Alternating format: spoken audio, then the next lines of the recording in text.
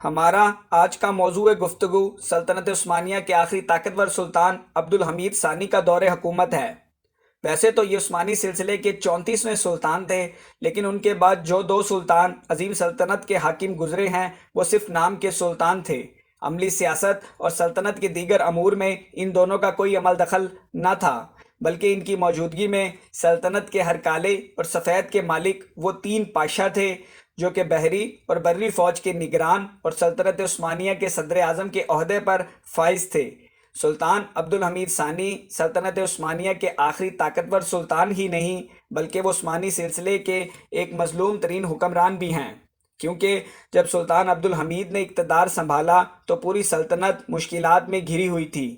ان سے پہلے سلطنت عثمانیہ پر حکومت کرنے والے سلطان اول درجے کے عیاش اور دماغی طور پر معزول ثابت ہوئے تھے۔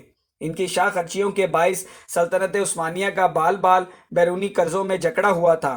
وہ اپنی تمام عمر سلطنت میں پھیلے فتنوں اور فسادوں سے برسر پیکار رہے، لیکن ستم تو یہ ہے کہ ایک طرف فرانسیسیوں کی جانب سے انہیں سلطان الاحمر یعنی خونی سلطان کا لقب دیا، تو دوسری طرف انگریزوں نے بھی سلطان عبدالحمید کی کردار کشی اور آپ پر بیہودہ ترین الزام عائد کرنے میں کوئی کسر نہیں چھوڑی، جبکہ حقیقت اس کے بالکل برعکس تھی۔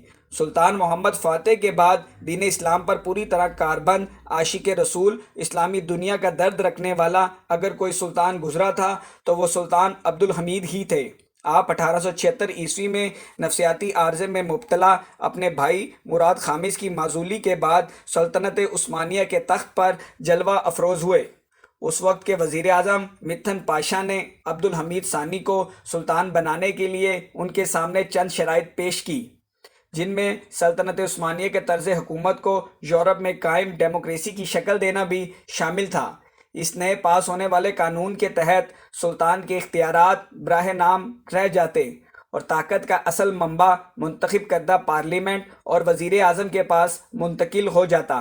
سلطان نے نہ صرف یہ شرط منظور کر لی بلکہ سلطان کے تخت نشینی کے چند ماہ بعد ہی سلطنت عثمانیہ میں یہ قانون بحال کر دیا گیا۔ اس قانون کی رو سے سلطنت عثمانیہ کے ہر باشندے کو یکساں حقوق حاصل تھے۔ اس قانون کے نافذ ہوتے ہی سلطنت عثمانیہ میں بیرونی طاقتوں کا عمل دخل کچھ زیادہ ہی بڑھ گیا۔ مغرب کے دم بھرتے وزراء اور منتخب نمائندے اپنے ہر فیصلے میں آزاد اور خود مختار ہو گئے۔ یوں یورپی طاقتوں کو سلطنت عثمانیہ میں اپنی جڑیں مضبوط کرنے کا بھرپور موقع ملا، لیکن سلطان عبدالحمید نے اس خطرے کو بھانپتے ہوئے چند ہی ماہ میں یہ پارلیمنٹ تحلیل کر دی اور دوبارہ اختیارات اپنے ہاتھوں میں لے لیے۔ آپ کے اس عمل سے یورپی قوتیں آپ کی مخالف ہو گئی۔ مصر اور عرب کے لوگ پہلے ہی بغاوت کے لیے تیار بیٹھے تھے۔ بلکان کی عیسائی ریاستیں سربیا اور بلغاریہ وغیرہ جو صدیوں سے عثمانی حکمرانوں کے شانہ بشانہ لڑتی آئی تھی، یورپی طاقتوں کے اکسانے پر سلطنت عثمانیہ سے جنگ کرنے پر آمادہ تھی۔ 1877 اس نازک موقع سے فائدہ اٹھاتے ہوئے روس نے سلطنت عثمانیہ پر حملہ کر دیا۔ یہ ملک جس کا وجود ہی کسی دور میں سلطنت عثمانیہ کے رحم کا محتاج تھا، عثمانی فوجی جب چاہتے اس کے دارالحکومت ماسکو تک گھس جایا کرتے۔ روس اب ترقی کرتا کرتا ایک طاقتور جن کا روپ اختیار کر چکا تھا، لہٰذا روس بلکان پر حملہ آور ہوا اور سلطنت عثمانیہ کی فوجوں کو شکست دیتا ہوا عثمانیوں کے قدیم دارالحکومت ایڈرنا پر قابض ہو گیا۔ قریب تھا کہ وہ آگے بڑھ کر قسطنطنیہ پر بھی قبضہ کر لیتا، مگر برطانوی مداخلت کے سبب اسے سلطنت عثمانیہ کے ساتھ صلح کرنی پڑی۔ اس صلح کی شرائط سلطنت عثمانیہ کے لیے بہت زیادہ سخت تھی، جن کے مطابق سلطنت کی بہت سی ریاستوں کو خود مختاری دے دینا بھی شامل تھا، جبکہ صلح کروانے کے عوض برطانیہ نے سائپرس اور فرانس نے تیونس کے علاقے اپنے قبضے میں لے لیے تھے۔ سلطنت عثمانیہ جو پچھلی کئی دہائیوں سے مسلسل حالت جنگ میں تھی، اب مزید اس میں کسی جنگ کی سکت باقی نہ تھی۔ بیرونی قرضوں نے اس کی عوام کی کمر کو توڑ کر رکھ دیا تھا۔